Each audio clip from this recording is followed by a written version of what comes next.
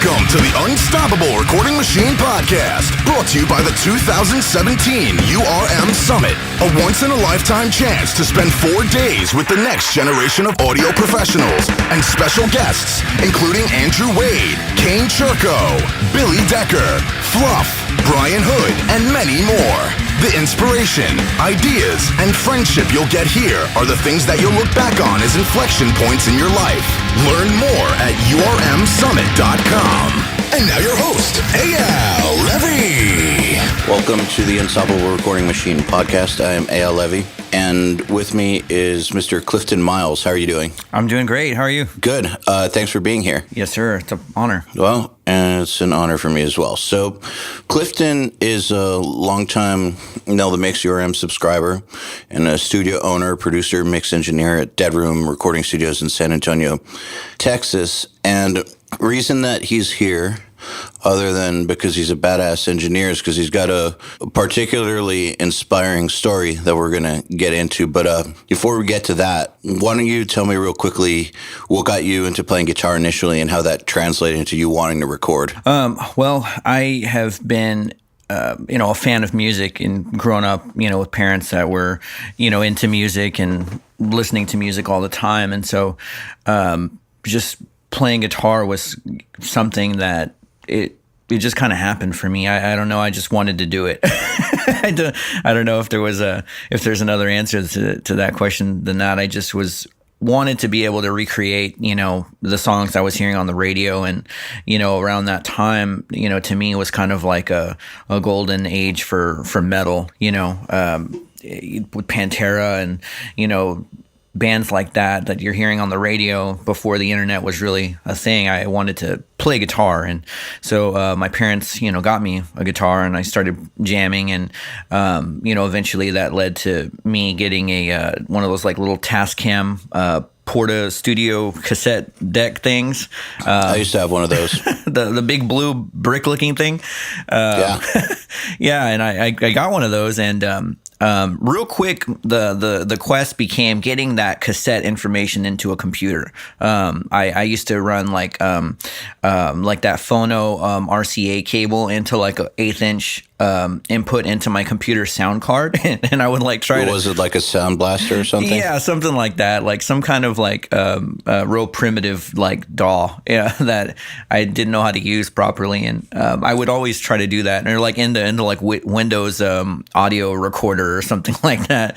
I just thought it was cool to be able to like get that information. So was this was the late 90s then?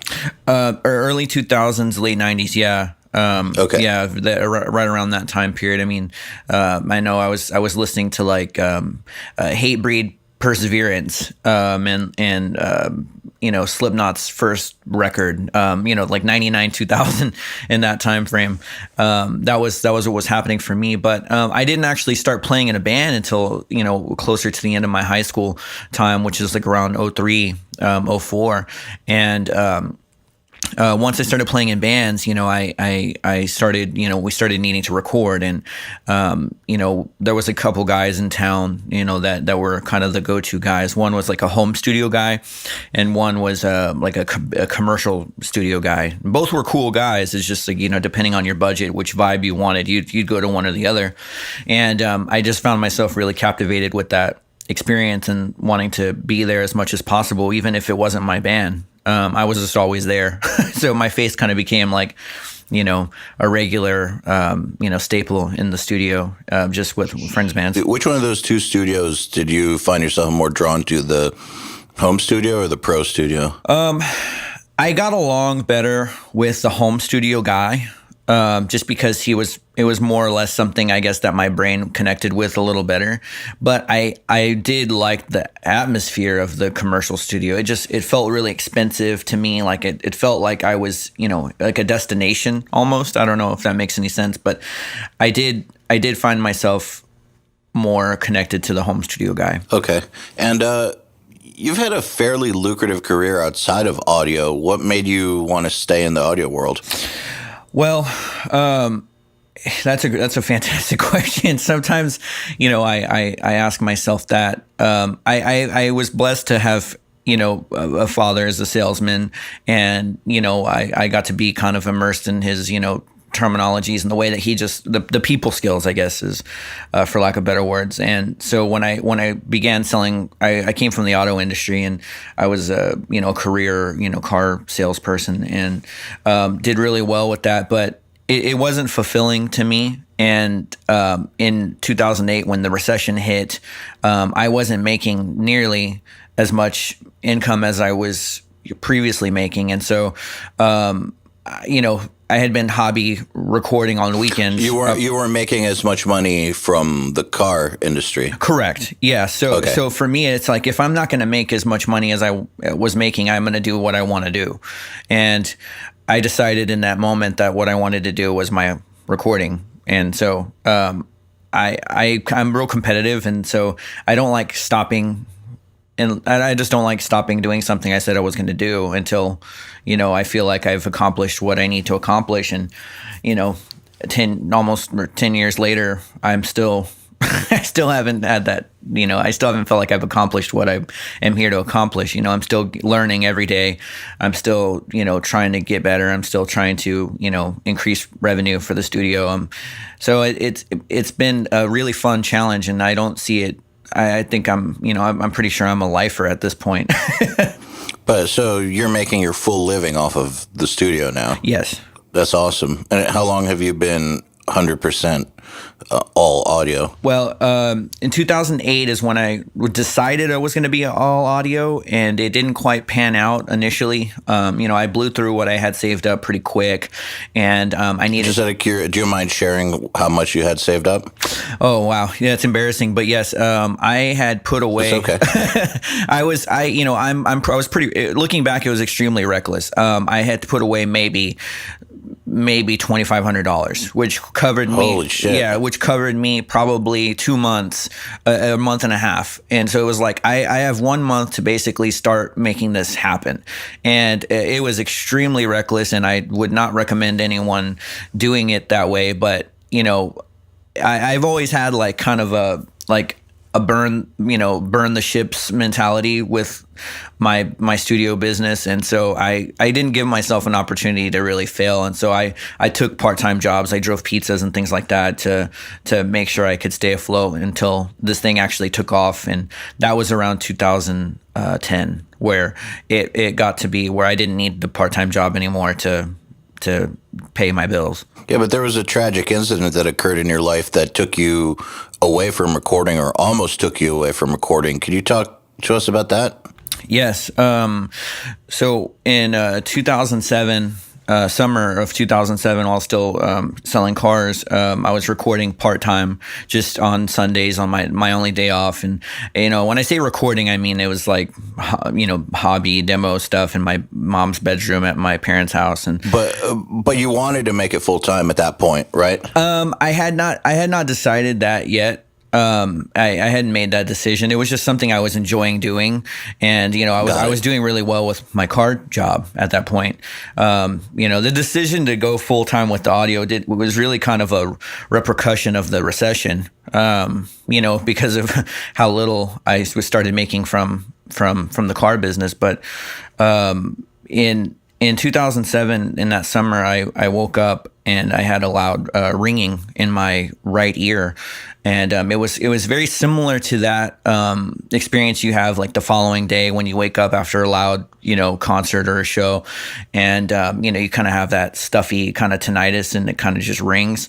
It was really similar to that, except there was something, drastically different about it that, it actually kind of hurt a little bit whenever like I had a car kind of honk its horn near me on the way to work that day.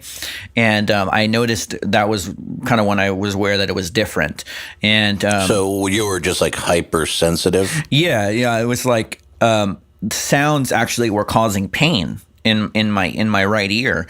And I didn't know why. I actually went to the bathroom and like wadded up a piece of toilet paper to put in my ear because I didn't have any like earplugs, because I couldn't handle it. It was too annoying. And I ended up leaving work that day and going to an emergency clinic, and they ran some tests and ended up sending me to an ENT the following day, and he kind of looked at me and said, this is kind of bad news. Either way, it's you either have a virus. He told me he ran the similar test to what the emergency clinic did, and said you either have a virus, which at this point, if you're feeling pain from it, is causing significant damage to your hearing, which you may not hear the same ever again from that ear, or there's a 2% chance that you have a benign brain tumor, and so shitty or more shitty. Right. Yeah. There wasn't a light at the end of that tunnel. So what did you do that day when you found that out? Well, I went for an MRI that day. He said, I want you to go right now and get an MRI. And he called and made that happen for me. And the creepy thing, or the shitty thing, we're allowed to say shitty, right? The shitty thing about... You say whatever you want. Yeah. Okay. The shittiest part about this was that he said this was a Thursday or a Friday afternoon. I can't remember exactly. But I do remember he said, Monday, I want to see you first thing in the morning. Before I left. Well, that day I went, it was a Thursday. Yeah. Cause, I went that evening and, I got the MRI, and I knew something was wrong because I don't know if you've ever had an MRI. They kind of put this visor on your face that has a mirror, yes. a mirror on it, so you don't feel claustrophobic. So they never gave me the visor. They just stuck me in there. Stuck you in there. Yeah. These people. They gave me a Xanax though. I'm sure that probably helped. Yeah, but the thing is, they gave me the Xanax and then put me in there 5 minutes later, so it didn't kick in until I was out of there. And then afterwards, I just want to go to sleep. It was totally pointless and fucking stupid. That's awful. Oh yeah, I hear some people can't handle the MRI machine as well as others. It's uncomfortable as hell. Oh, it's extreme. It's like it feels like you're in like some kind of like Space Odyssey, like 2001 or something. Like. It's like making all these Star Wars sounds and stuff. It's intense, but I had this visor on, and I could see in the mirror through this visor the techs that were kind of doing this MRI pointing at the computer screen during the MRI. And when I was looking at that and I could see one motion for the others to come look at the screen, I knew that there was, I knew in that moment, like I just absolutely knew. I was like, there's no reason why these techs. You weren't supposed to see that though, right? I don't think so. No, but they did give me a freaking visor with a mirror on it. So I had a very clear view of everything that was going on in their office when that was happening. To their knowledge or not, I don't know. But that was when I knew. I don't think you were supposed to see that. Yeah. Like, I don't know. I think they're supposed to talk to you with their game face on, not show you the holy shit. That reminds me of when I got swine flu and almost died. Holy shit. It was before swine flu testing was I guess accurate, and so they didn't know what I had in the hospital, and they were trying to keep their game face on. But one of my best friends' father worked with the head doctor that was treating me just by chance, and he told me that the doctor was like telling him that in the doctor's words, we don't know what the fuck is wrong with him. But obviously they didn't just say it like that to me. Jesus. Yeah.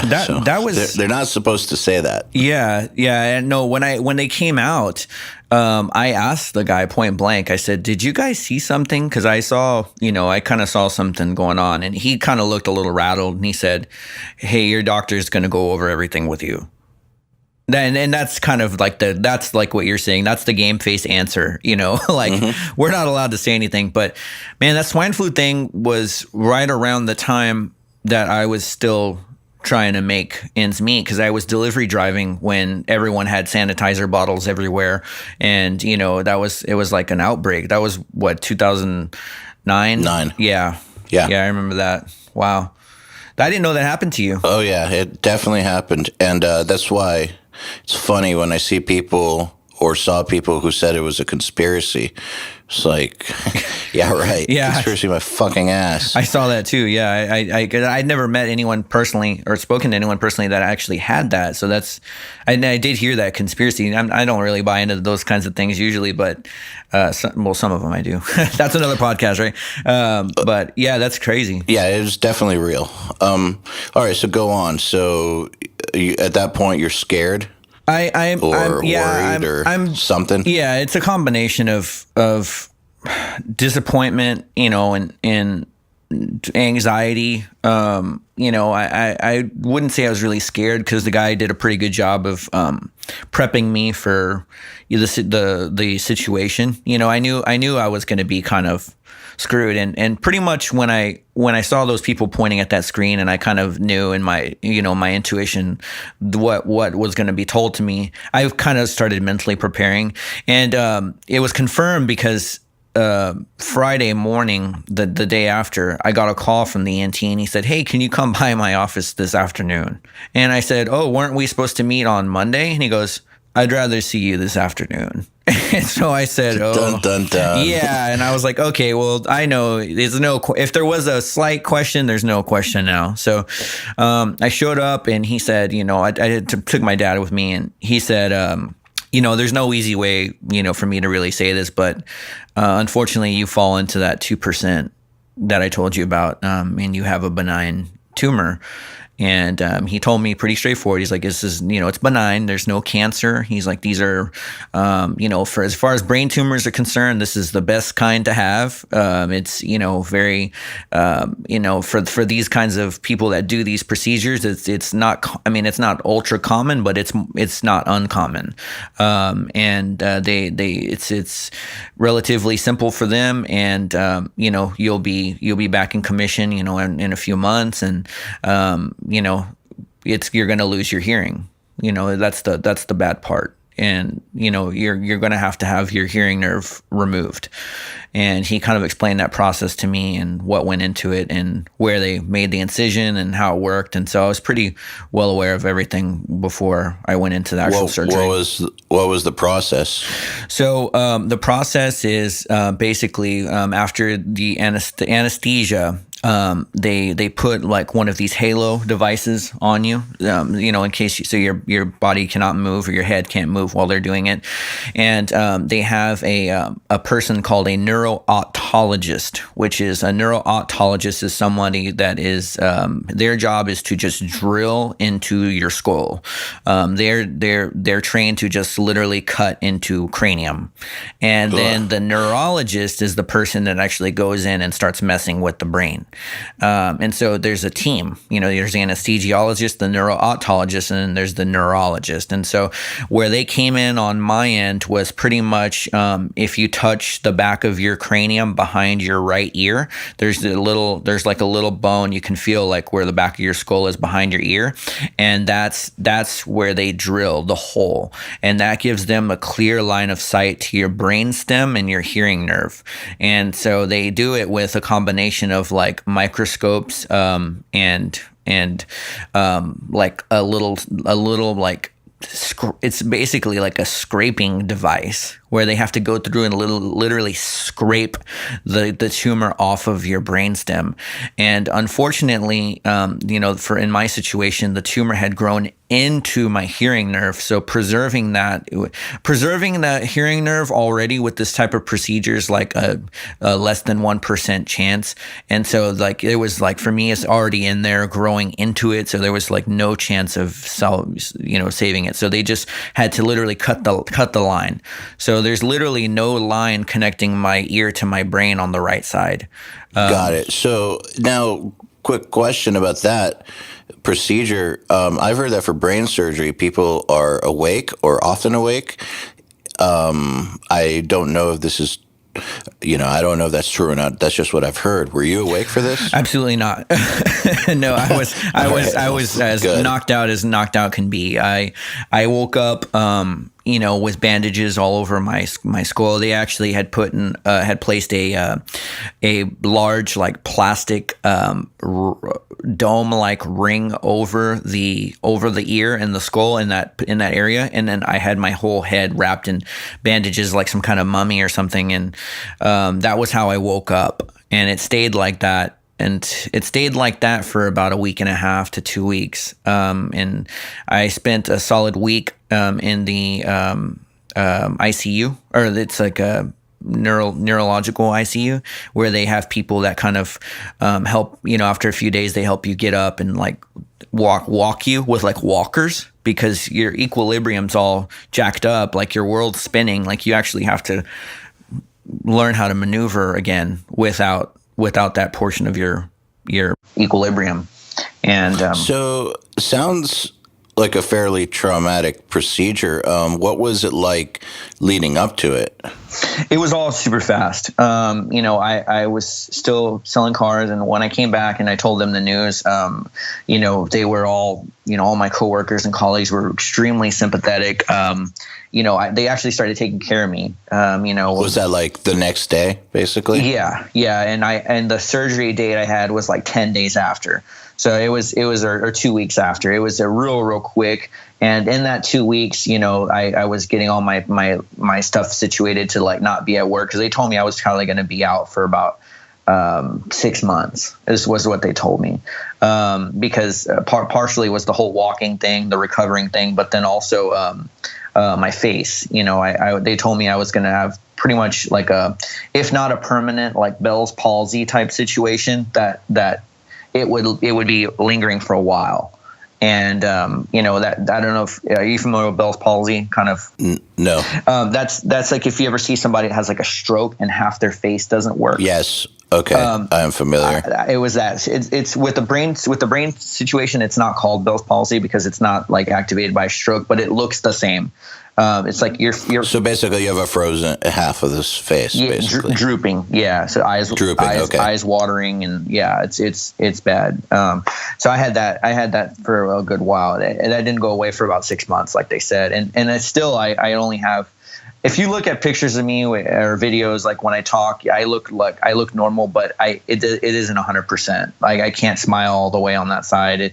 Most people can't tell unless I like make real exaggerated faces, but it's still not 100%, and it's been over 10 years. But that was the situation. But yeah, the guys at work were really great to me. They took care of me and started kind of hooking me up, so to speak, so I had some cash in the bank to kind of, get me through that 6 months of not working, and did like, oh wow, that's cool. Yeah, it was really neat. How the way that they did that, sometimes there's, deals come in that really don't go to anyone. They're just kind of like, they're considered like house deals, if you will. And they were kind of putting them in my name to help me out and things like that, just to put some extra cash in my pocket. So that was really kind of them. And I always appreciated that. And I ended up getting back to work in about half the time.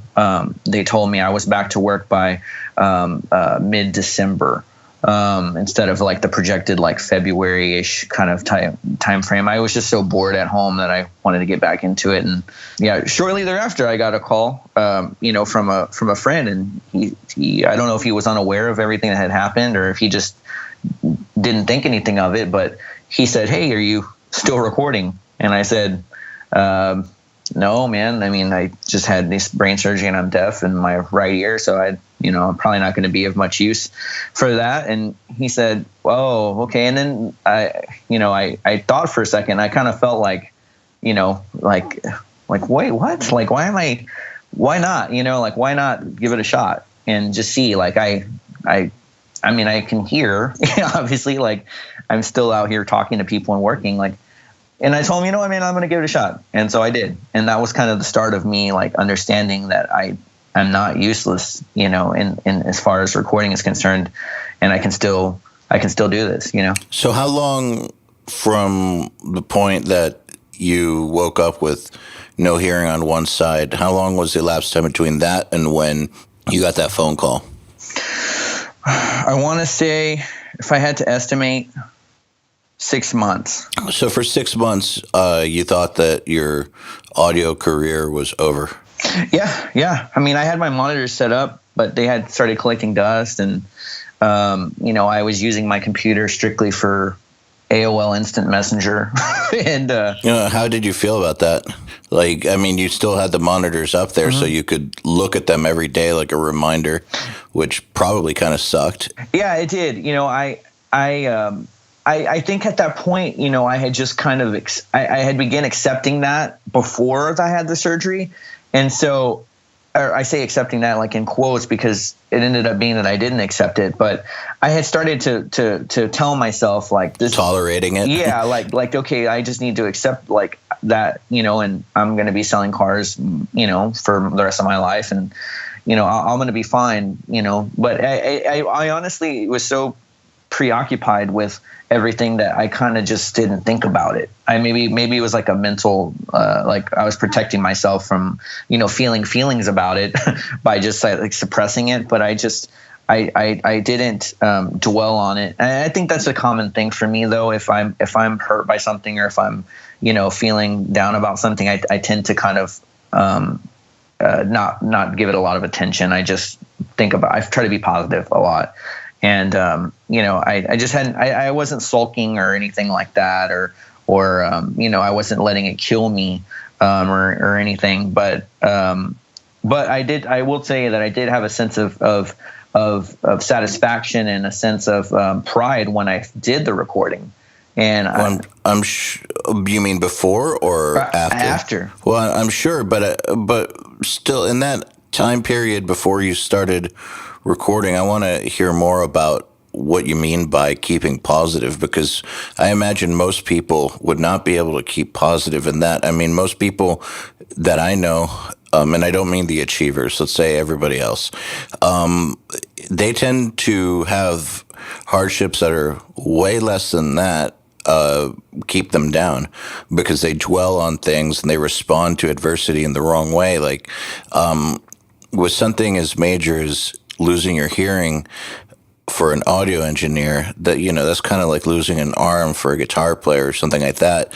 And we know from history that musicians have been able to lose a limb and then keep playing their instruments. But that takes an enormous amount of positivity, I think, and self belief in oneself. Like, can you talk more about the positivity aspect? Yeah, as far as remaining positive and all of that. Yeah, as far as like your analogy with the a guitar player, like losing a limb or something like that, I never really looked at it that way. I know it sounds kind of weird that I didn't feel like an overwhelming defeat by it initially, but it was a situation where I said I can still hear. With a face. My face was something I was a little more concerned about, is because the people physically. I was paranoid that people would look at me and think of me as like as being physically disabled. And, I was able to remain pretty positive throughout the whole experience, and I never let it really get me down. And after I did, my first recording post surgery, I really felt like I was able to do this.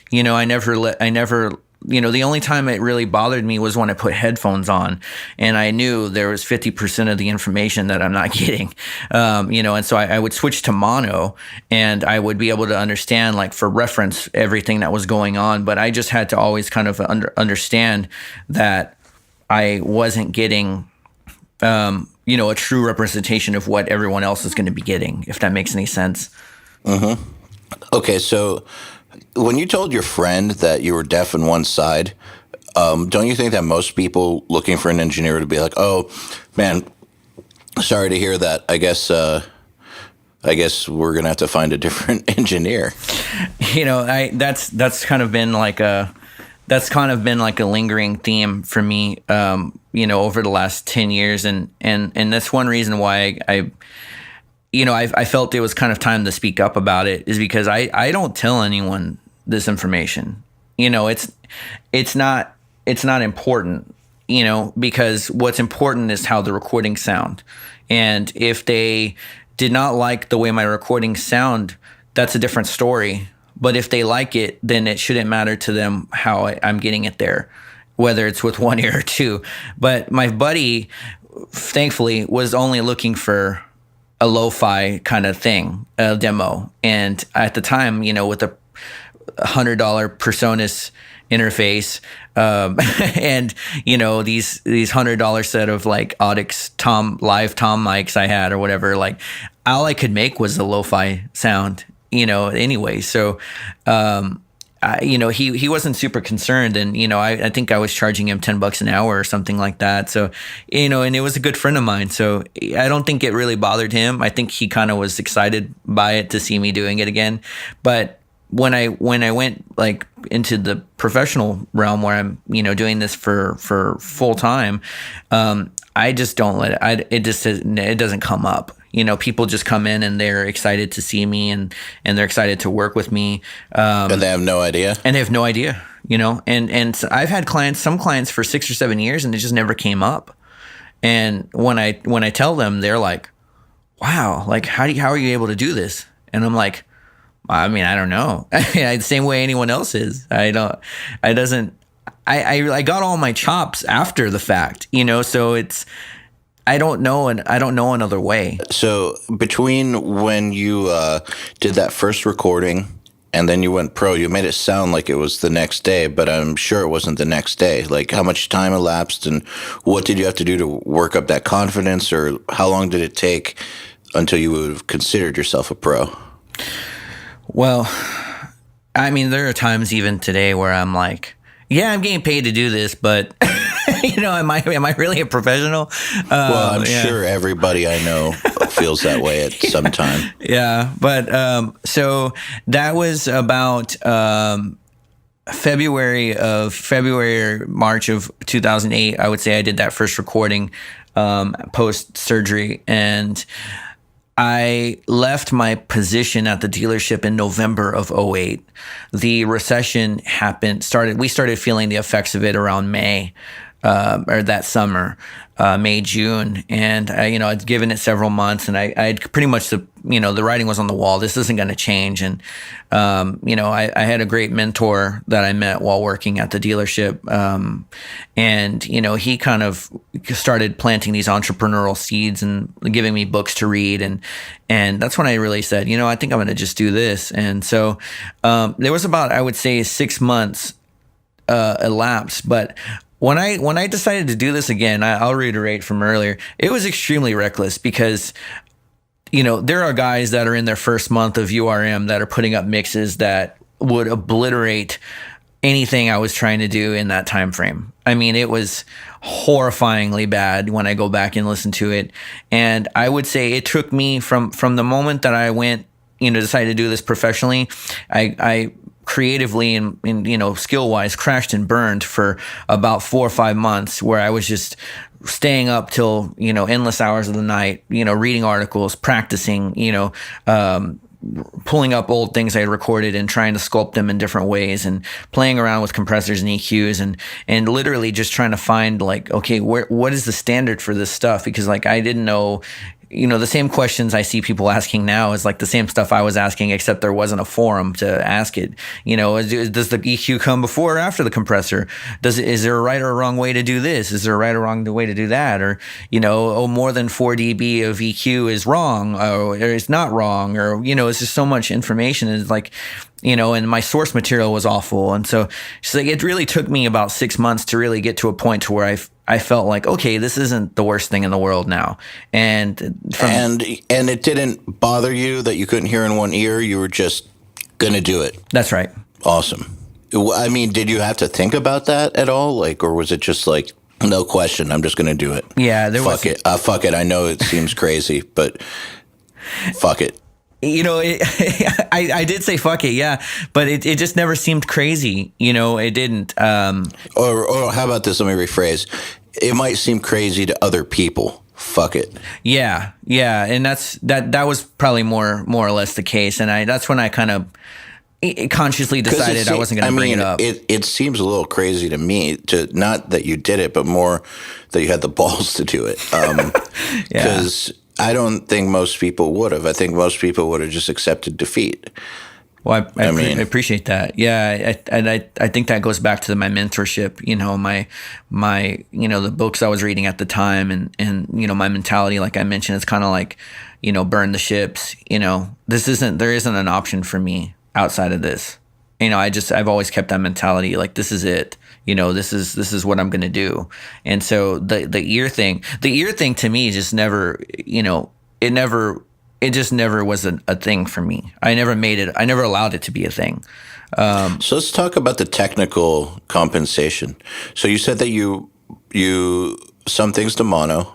Like, how do you get your balances right between left and right? Like, how do you know? Like, what do you use as a gauge? Like, how did you figure this out? So what I've done at all, pretty much anytime I possibly can, I will record my guitars through the same, like my rhythm guitars through the same exact chain. Nowadays I try to use the same player. That's just a given though. You always want the better guy to try to do the rhythms if you can get them to. But I will always try to cut the guitars. Like, so if I'm using a 5150, right, and I have it, running through like an API with a 57, yeah, I'm gonna not mess with the gain state, the gain input gain or the output gain of the API unit, or like the volume of the head while I'm doing left to right rhythms. I want to make sure that I'm keeping them the same. In a situation where I have where maybe we want to use like an Uberschall on the right side or something like that, or maybe something the band brings, then I'll make sure that I'm looking at the meters per se to make sure that the left side, like to an eyeball sense, looks very close to the right side. And then what I'll do is sometimes I will look at them like where they're peaking. And then I'll mono them and I'll make sure that they're feeling the same. And I've never had anyone come back to me and say the right side of your mix is louder than the left. That's never happened to me. So that tells me that I've done a decent job of, crossing my T's and dotting my I's to make sure that things are very balanced in that sense. And when it comes to like panning, like sometimes I'll, want to pan, delays, or I'll pan reverbs or something, or I'll pan a vocal to where, the delay shoots from left to right, or just things like that.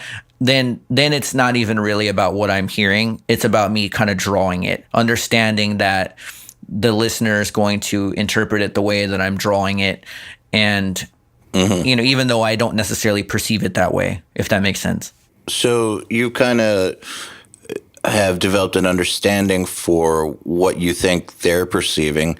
And obviously it's pretty accurate if you've never had someone say one side seems louder than the other, or the mix feels lopsided or anything like that. And I've heard, man, I've gotten, we get like 500 plus mixes a month here at Nail the Mix. I've heard guys with two functioning ears who present lopsided mixes every month. So yeah, I think saying a lot. Yeah, I think it's worked to my advantage. It's funny because I have two other guys that work here out of the studio with me that help me out with different things.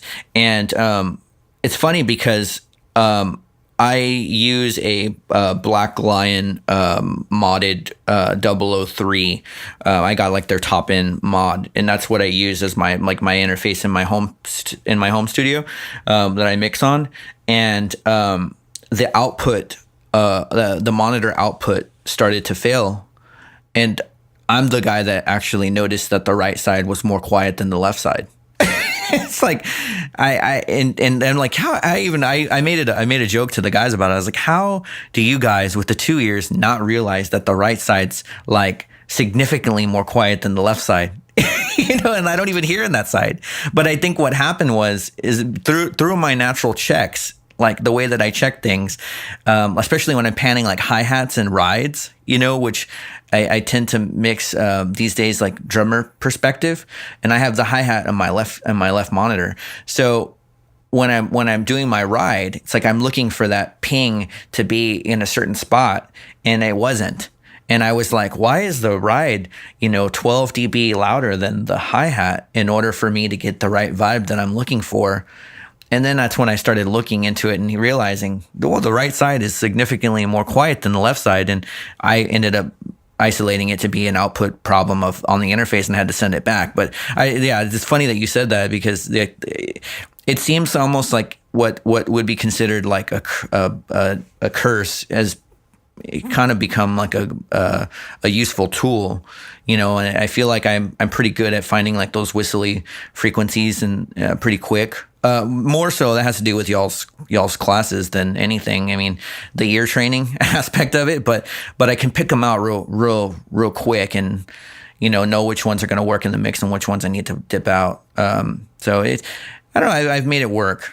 It sounds kind of like how when you're mixing without a sub and you're just supposed to understand what the bass roll-off is on your monitor. So, for instance, everything from 60 and below on these monitors is going to sound like 6 dB quieter than it really is, or, whatever. And you start to learn your speakers and you learn how to compensate for them. And so,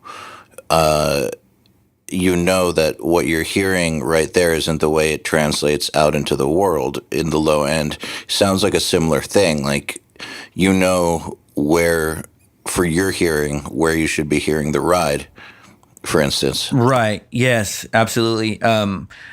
Like I mentioned before, most of all my chops, like when I was kind of like learning the ropes with all this stuff in the beginning, has all come after the fact. So all of my ear training that I've developed over the last decade is all pertinent to one ear. All the music I listen to now is I'm hearing it. I'm hearing it the same way you are or anyone is. It's just only through one side. So I'm still interpreting the same picture. So when it comes time for me to paint my own picture, I'm painting the same picture, just doing it with what I have, if that makes any sense. Yeah. Except for with headphones, that fucks you up. Yeah, I can't do that. Yeah. Okay. Yeah, Makes I can't sense. do that. Yeah. So I mean, I do just like I hear people all the time. I check low end on headphones. So in the last year, I've started trying that just to try and see if I can feel the bass and then I'll reference with the headphones just to say like, okay, well the other thing, Colin Richardson stuff feels like this with headphones on, and I need to make mine feel like that with headphones on, even if I'm only hearing the left side. I have a mono button that I'll use from time to time with the headphones, but that's a really rare thing, and it's only for a few seconds because it messes with my head. Got it. So what are some of your goals for the future? Well, right now, I have a few goals. My main one is to, continue to get better. I really am super driven. I really want to be get better at audio. Get better at audio. Yes. Okay. Get better as a mixer. Get better as a guy that's recording and getting better source tones.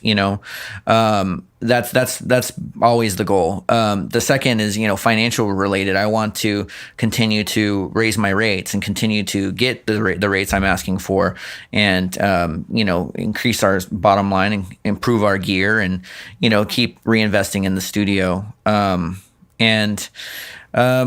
would say that's it. I mean, outside of that, I'm hoping to build another house in the near future and things like that. And, I have a wife and a son, and just continue to provide for them. So just onwards and upwards. Yes, exactly. Awesome. Well, Clifton, thank you so much for coming on the podcast. I really hope that people who feel down on themselves take a lot from this and realize that it's really what you make of it.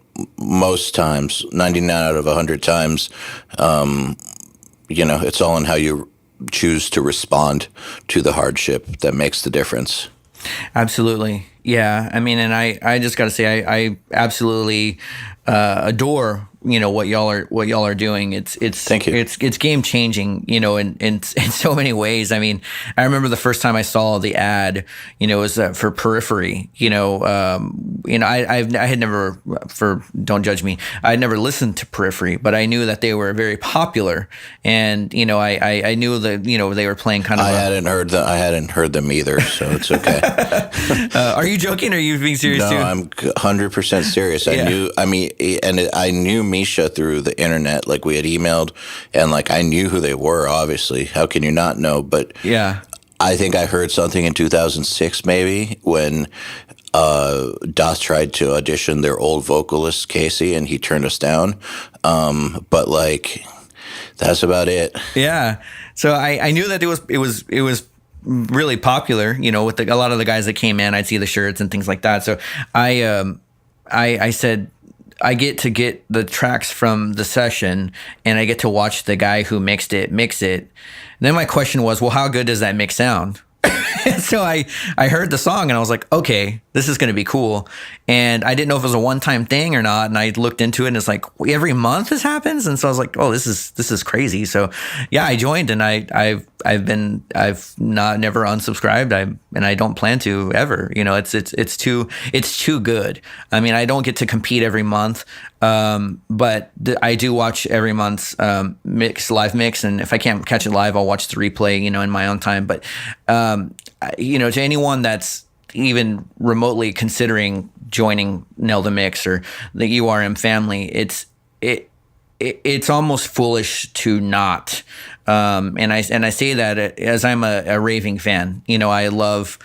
I just love what y'all do so much, and the way that it's set up, and it's great. And other guys are doing a good job too, but y'all's feels to me, y'all are the Nike of recording education. So, thank you. I really appreciate that. Yeah, no problem. We're just trying to give people what we didn't have when we were learning, Amen. Would have killed for that back in like 2004 or 5. Yeah. I mean, siphoning through gear sluts was never my most favorite thing to do. Nor was being patronized on the freaking Andy Sneap forum. So. Yeah, it's amazing that I can get education without the dicks. Yeah, dick free. Yes. Forever dick free. Well, Clifton, thank you very much. All right, thank you so much. The Unstoppable Recording Machine Podcast is brought to you by the 2017 URM Summit, a once-in-a-lifetime chance to spend 4 days with the next generation of audio professionals and special guests, including Andrew Wade, Kane Churko, Billy Decker, Fluff, Brian Hood, and many more. The inspiration, ideas, and friendship you'll get here are the things that you'll look back on as inflection points in your life. Learn more at urmsummit.com. To get in touch with the URM podcast, visit urm.com/podcast and subscribe today.